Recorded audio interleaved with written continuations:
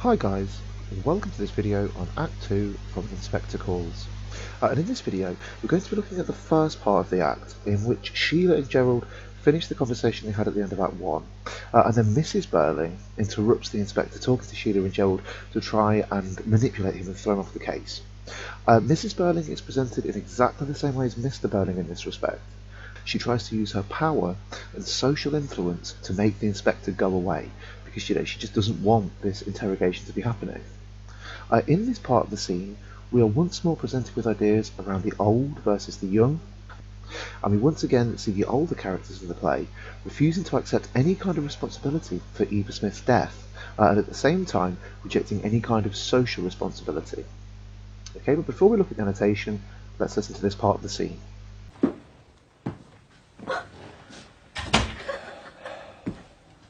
Well, Mr. Croft? You see, Gerald, what did I tell you?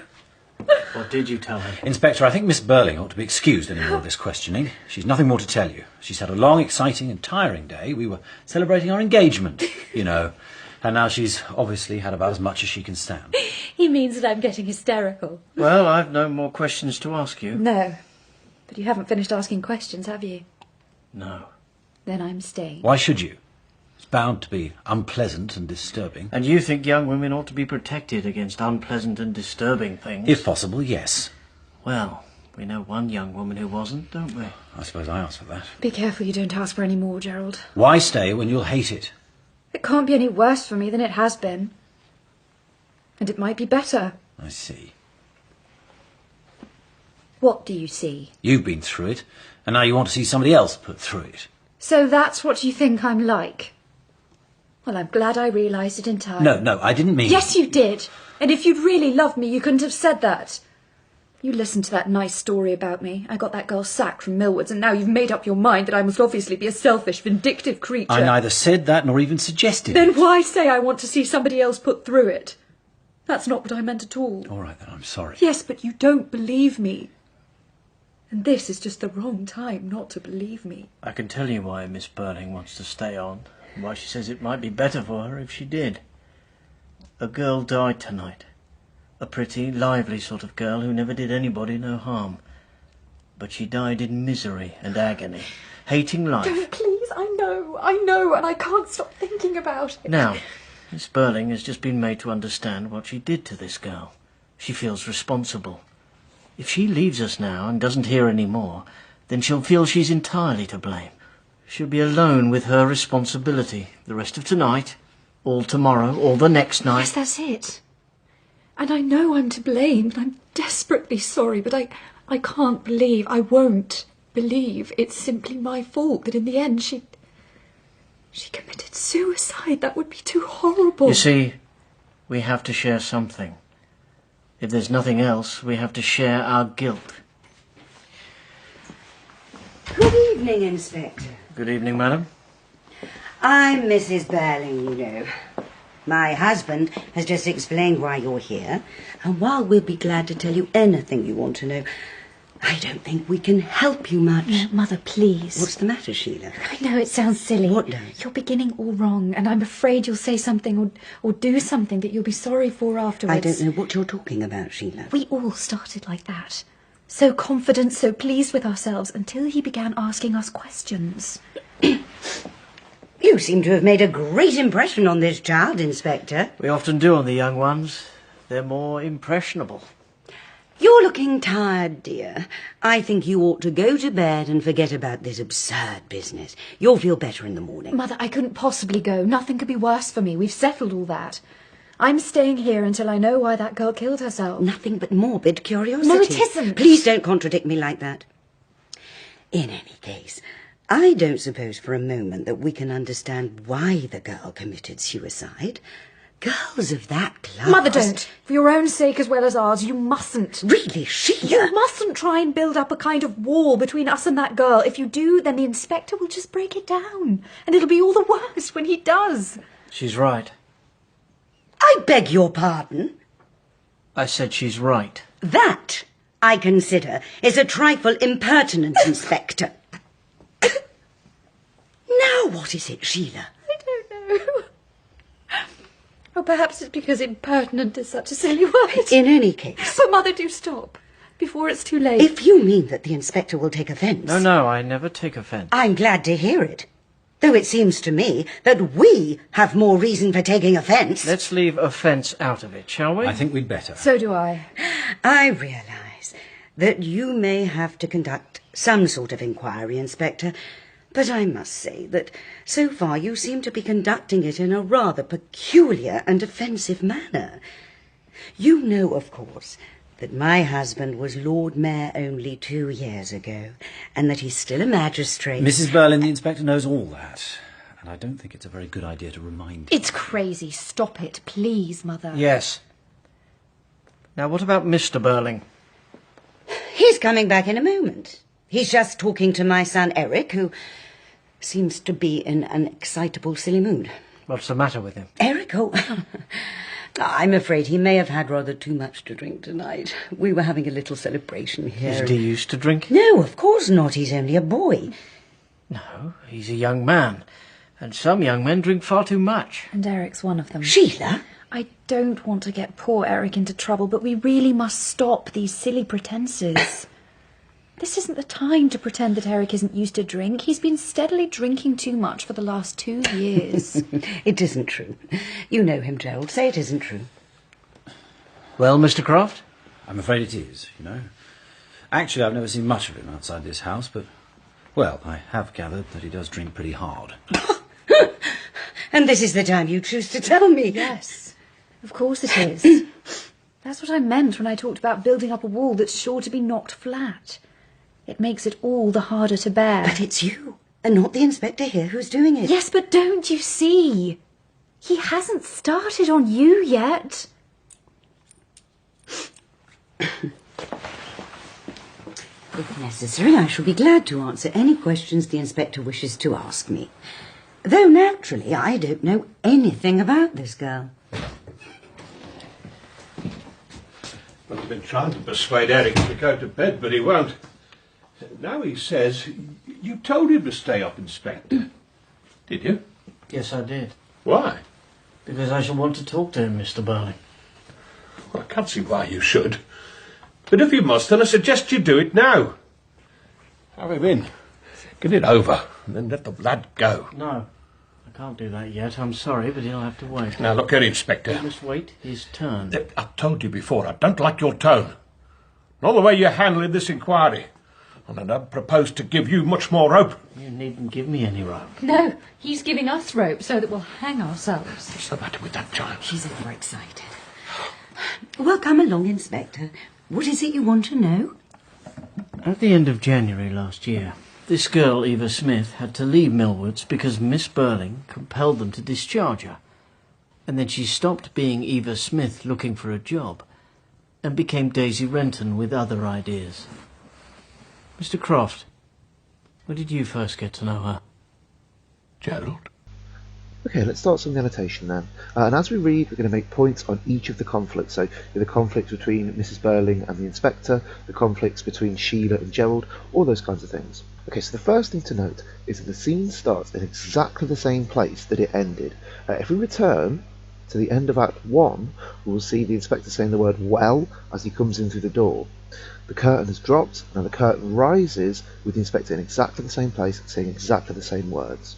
Now this obviously is the inspector blocking the exit from the scene, indicating that people can't get away.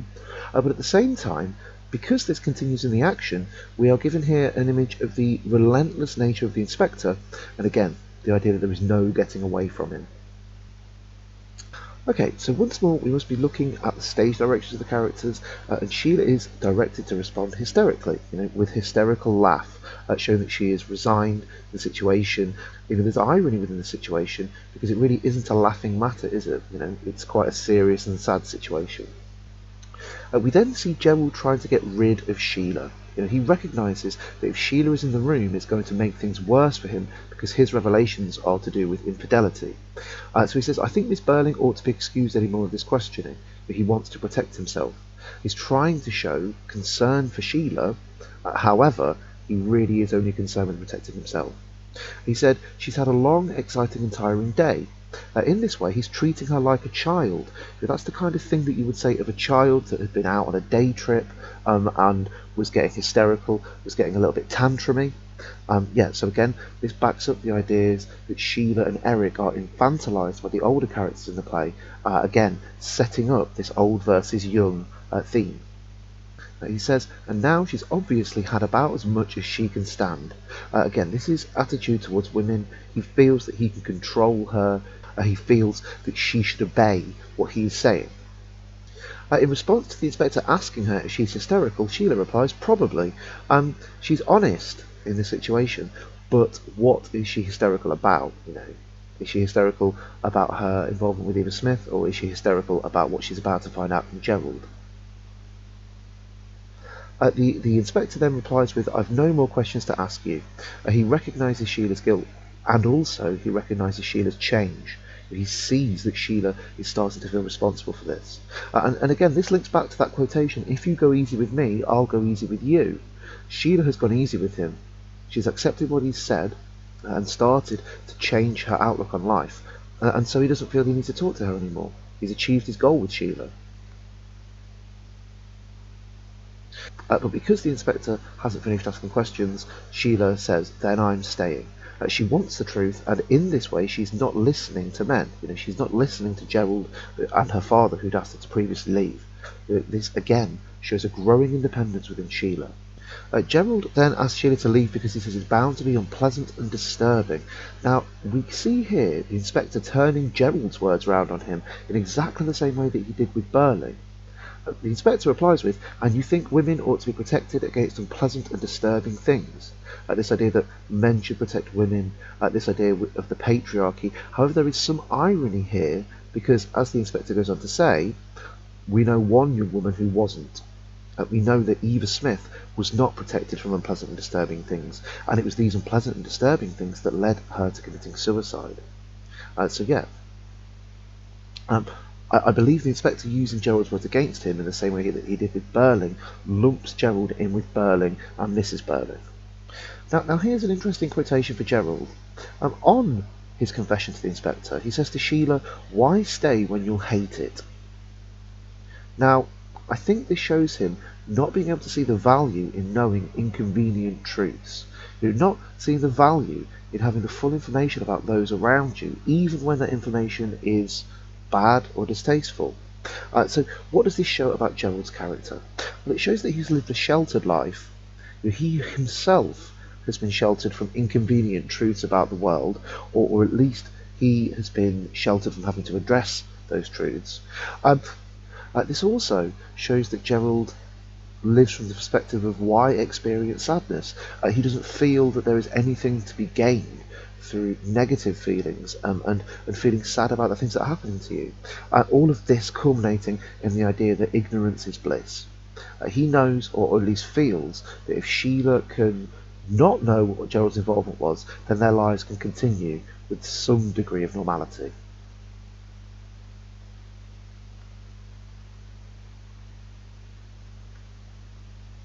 So as this scene continues, we must continue to think, how is Sheila changing?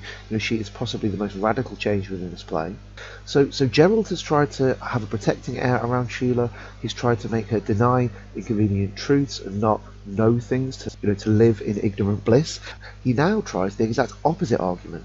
He tries to make Sheila seem vindictive. He says, you've been through it, and now you want to see somebody else put through it. Indicating that she's in the wrong for wanting to know what Gerald's involvement with Eva Smith was. This backfires on Gerald, though, as Sheila says, I'm glad I realised it in time, Gerald. This is her beginning to question their relationship. Again, think back to the quotation around the ring. Oh, it's the one you wanted me to have. Showing that she was very willing to submit to Gerald.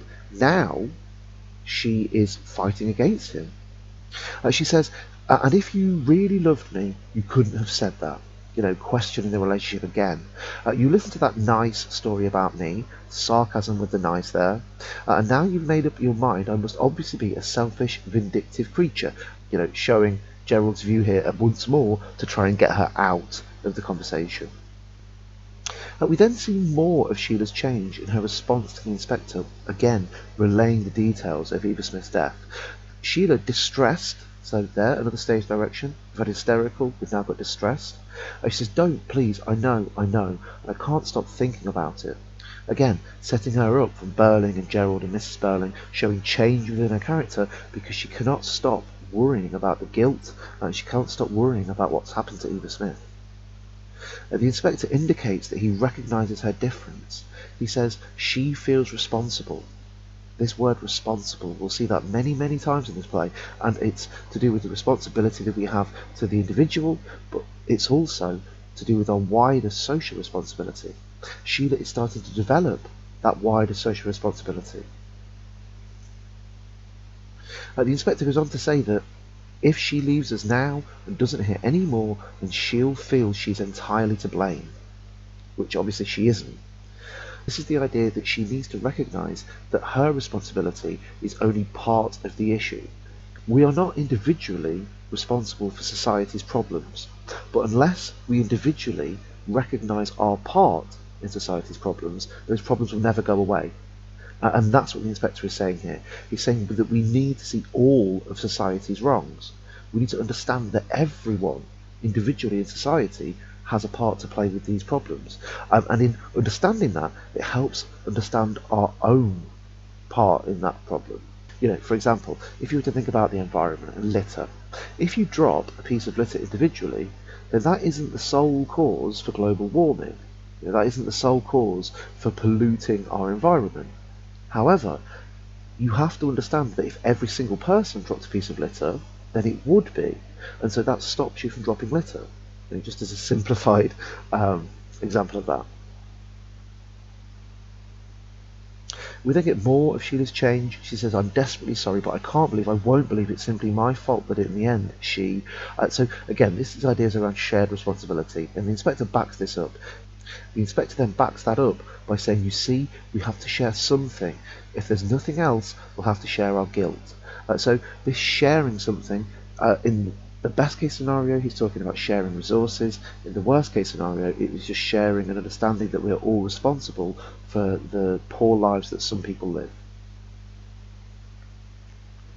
And we then get a little bit of foreshadowing around the inspector as possibly being supernatural. Sheila says, I don't understand about you. You know, just to indicate that he's not like any inspector that she's ever met before. The inspector then echoes this with, there's no reason why you should. This idea that his existence is incomprehensible. There's no reason why she should understand him. Possibly because, you know, he's a supernatural force, but at the same time, it could be because she just doesn't know him. It could also be the idea that she's never actually spent any time with people that have social responsibility, and so why should she understand where the inspector is coming from? Okay, now here we have Mrs Birling enter the scene, and this is where she tries to manipulate him to get him to leave, or to at least get him to stop asking the questions that he's asking. We see that she is untouched by the inspector. She enters the room briskly and self-confidently. Now, this is indicated as being quite out of key with the little scene that has just passed. So we are starting to see in the scene that's just passed, Sheila and Gerald start to understand each other. Sheila starts to see what Gerald's really about. Now, this confidence juxtaposes that conversation because, again, Mrs Birling doesn't understand what's going on. She doesn't know. She then gives the inspector a standard response to him being there to investigate. She says, I'm Mrs Birling, you know, my husband has just explained why you're here, and while we will be glad to help you anything you want to know, I don't think we can help too much. As she's trying to cover up their guilt and involvement in Eva Smith's death. In response to this, Sheila says to Mrs Birling, I feel you're beginning all wrong, to indicate that she thinks it's better to be open and honest with the inspector. She says, you'll say something or do something that you'll be sorry for afterwards. Mrs Birling replies with, I don't know what you're talking about, Sheila. This presents Sheila and Mrs Birling as opposites, and again backs up that idea of the old versus the young. Mrs Birling continues to infantilise Sheila. She says, you seem to have made a great impression on this child. So this is the idea that Sheila to her is weak and immature, that she doesn't have to shoulder any responsibility because, you know, she's a child. This very much framed as a negative as well. Now look at how the inspector responds to that. We often do on the young ones. They're more impressionable. So where Mrs Birling has seen a child, Inspector Gould has seen someone who is simply young. And he frames that as a positive by saying they're more impressionable, that young people are have more room for change, that they are more open to new ideas than the closed older generation. Mrs Birling continues to try to control Sheila as you would a child by saying, I think you ought to go to bed. Treating her like a child. As a parent, that's what we do quite often when we've, had enough of our children being around. And forget about this absurd business. This shows her opinion of the inspector, that he is absurd for coming and trying to investigate a young girl that has committed suicide. However, Sheila once more being the opposite to Burling's, saying, I'm staying here until I know why that girl killed herself, showing that Sheila has a desire for the truth. She wants to know what happened, regardless of how grim and horrible it's going to be for her and her family. Mrs Birling then talks about not being able to understand why Eva Smith has killed herself, saying she doesn't feel that they'll ever know, and then showing that she looks down on Eva Smith by bringing in the idea of class. She says girls of that class, they're talking about elitism, talking about class struggle, again, we could focus that in our Marxist critical reading, and showing that she looks down on anybody that is poorer than herself and her family. Sheila cuts in urgently, Mother, don't, please don't, for your own sakes as well as ours, you mustn't. This is the idea that Sheila sees the danger in taking this line with the inspector, but the inspector doesn't really uphold the ideas around class. That he feels that anybody, regardless of class, should be judged for their actions. Sheila then building on this idea by saying you mustn't try to build up a kind of wall between us and that girl. The wall that is the class structure at this time, that they could look down on her or they could at least defend themselves with their class. And again, this talks about social responsibility. Sheila doesn't want walls between her and the most vulnerable. She wants to be able to access them and help them. This metaphor is then extended when she says if you do, then the inspector would just break it down. The idea that the inspector is able to remove the barriers that we erect to protect ourselves from our guilt and our responsibility to others. The inspector then shows himself to be the opposite of Miss Burling because she says she doesn't understand this metaphor. She says, I don't understand you. The inspector replies with yes, and she's right to say that yes, he would just break down any wall that Mrs Birling were to put up between herself and Eva Smith. Mrs Birling then shows that she doesn't like the inspector. She says that she considers his line of questioning a trifle impertinent. This is the idea that he is not meeting her expectations around the social standards of a police officer. To her, a policeman will be on their side always and never subject them to this line of questioning.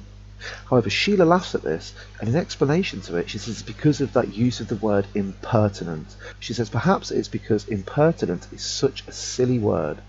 Impertinent, we must look at that word, means a lack of respect. So Mrs Birling is accusing the inspector of showing a lack of respect. However, there is irony there, because they lack respect for Eva and those she represents.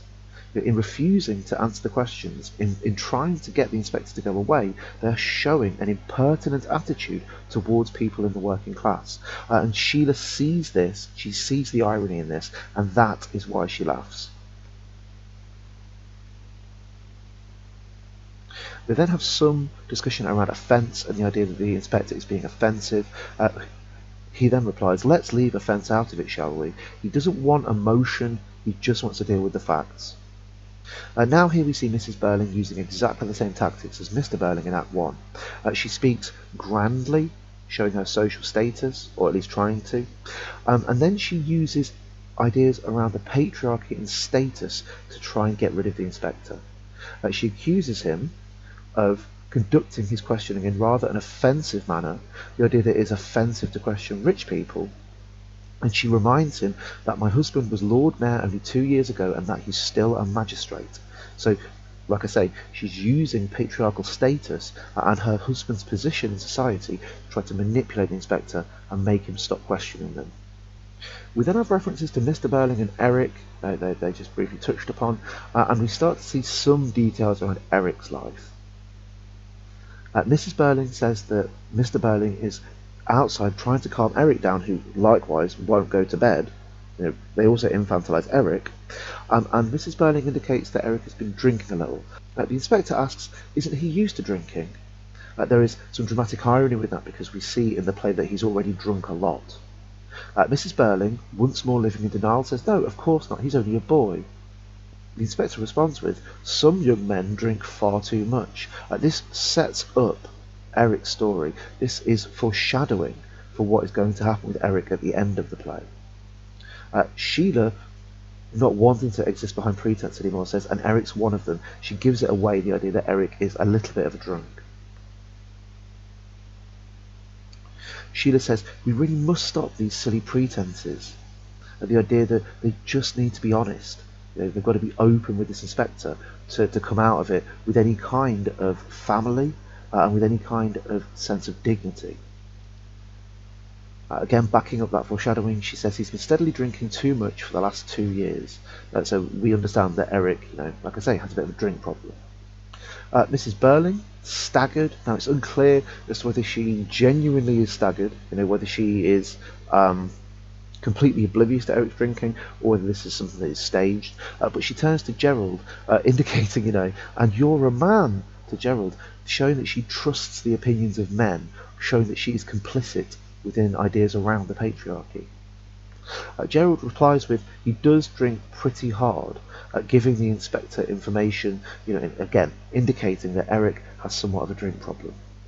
Sheila then, talking about honesty, indicates that building up that wall and it being knocked down makes it all the harder to bear. The idea that being caught out in a lie is worse than confronting the truth. We then have a little reference to the structure. Mrs Birling indicates that Sheila is the one that's asking the most difficult questions, again showing that Sheila is siding with the inspector. And then Sheila replies, yes, but don't you see, he hasn't started on you yet. To remind the audience that it is not the turn of Mrs Birling, it's Gerald's turn.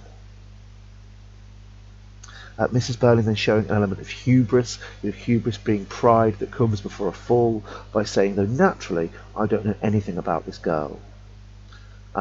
This hubris, she's trying to say that she wouldn't get mixed up in something like this when, again, the audience know that she must because she is there. Burling comes in and says, I've been trying to persuade Eric to go to bed, but he won't. This again shows Burling treating Eric like a child. Again, they're trying to use the same tactic on Eric as they used on Sheila. Go to bed, you're being hysterical, go to bed. Like Sheila, in this way, Eric is shown as defiant. He's not even really talked to the inspector yet, but already he is doing what the inspector expects of him. Okay, now to understand the ideas on this page, I'd just like to go through an idiom. Idioms being common metaphors that everybody understands. Things like nice weather for ducks. That is an idiom. That means it's raining very much. The idiom I'd like us to focus on is the idea: give someone enough rope to hang themselves. If you give someone enough rope to hang themselves, then you are allowing someone to accomplish their own downfall through their own foolish acts. If you know that someone has lied, and you play along with the lie to the point where their lie falls apart, and then you can turn it around on them and say, haha, you're lying, that is to give someone enough rope to hang themselves. We see this idea when Burling pulls social convention and says, I don't propose to give you much more rope, to indicate that he's not going to comply, that he's not going to give the inspector any more details that he can use to punish him. The inspector replies with, you needn't give me any rope. Now why is that? Why doesn't Burling need to give the inspector any more rope? Well, it's because the inspector knows all of the details anyway. So there's nothing more that Burling can say that the inspector doesn't already know. Sheila then completes this extended use of the idiom by saying, no, he's giving us rope so that we'll hang ourselves. It's the idea that the inspector is leaking details to the Burlings to see who is going to be truthful and who is not going to be truthful. Because at the end of the day, they've already achieved their downfall. They can't take back anything they've done. It's kind of sealed that this is going to come out and things are going to be bad for them. Obviously, thinking about the idea of that idiom in a language analysis term, hanging yourself with rope, it refers to suicide. It also refers to punishment for murder.